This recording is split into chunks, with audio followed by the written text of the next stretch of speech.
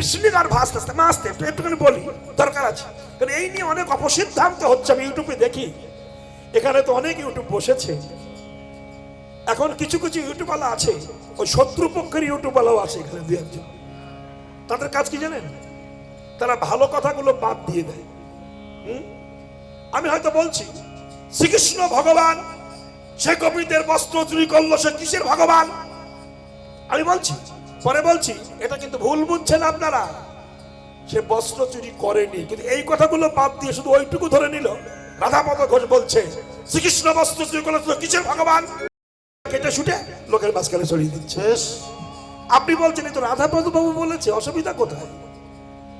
এই যে ইউটিউব যারা সবাইকে বলছি না, দুই একটা খচ্চর মাল আছে দেশে, এই করছে বসে বসে, তারাই সর্বনাশটা বেশি করছে।